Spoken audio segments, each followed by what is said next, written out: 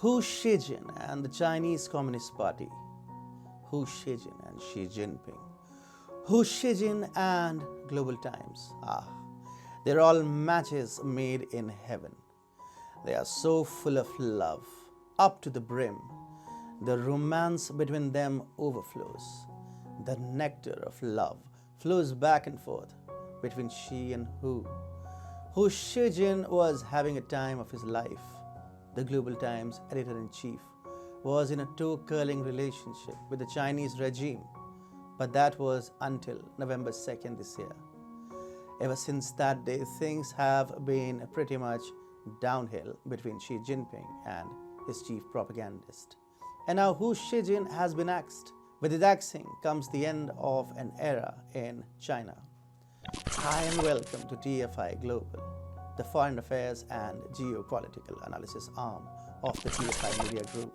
And I'm your host Atul Mishra, talking in exceedingly romantic voice, or what I think romantic actually sounds like. In this video, I will explain how Hu Xijin's love affair with the CCP finally came to a heartbreaking end. Let's begin. Do you know Hu Xijin? He's famous, let me tell you that. Within China, the man is a sensation.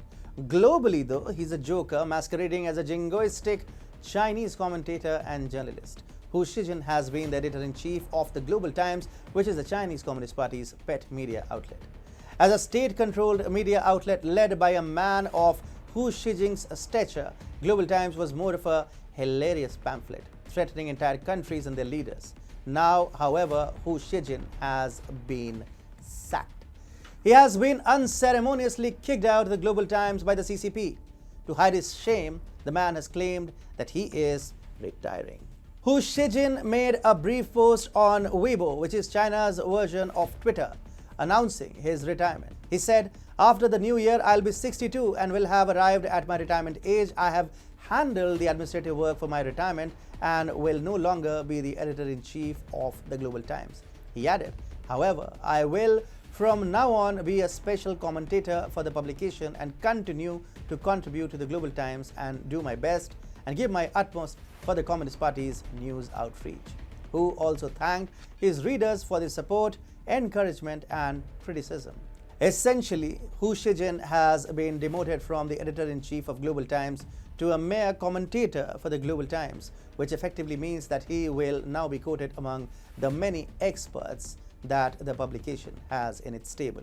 Speaking against the CCP is a cardinal sin in China. For decades, Hu Xijin has not dared utter a word against the CCP. But last month, the man slipped. Hu could not contain his emotions any longer, which overflowed in a November 2nd article titled "Frontline Media Needs to be Trusted to Carry on Mission." Here, Hu Xijin not only underscored the media's indispensable contribution towards the country's stability, but also dropped a subtle threat to the CCP if Chinese media continues to get the stepmotherly treatment from the state leadership. Hu Xijin did not betray his emotions while penning the anti-CCP piece, probably for the first time in his career. He wrote, "I feel deeply that it is becoming more and more difficult to do media." He then added, "Frankly speaking, media practitioners have been subject to increasing restrictions for some time. Most of these interventions have come from government departments and local governments rather than the publicity department, as well as various influential institutions." Soon after the article began being read on a large scale in China, the CCP scrambled to delete it from social media and erase all digital footprints belonging to the piece. Hu Xijin had just committed a crime for which he was about to pay soon. And pay he did by being sacked from Global Times. Hu Xijin is a romantic at heart. He loves the CCP. Throughout his professional career at spreading and creating propaganda out of thin air, the man has ensured that he is seen as the CCP's top loyalist. And for his unflinching services, the man was duly awarded by CCP. It was said that Hu Xijin was the only man to have unlimited freedom of speech in China. But last month, he misused that right, which is why he has now been dismembered out of Global Times by the Chinese regime. Hu Xijin was a combatant. He fought hard while defending the CCP internationally. He was a famed propagandist, but one article against the CCP has destroyed his escalating career. Hu still had so much more fight in him. On behalf of the CCP, it was Hu Xijin who threatened countries. His remarks could even change the mood of international markets.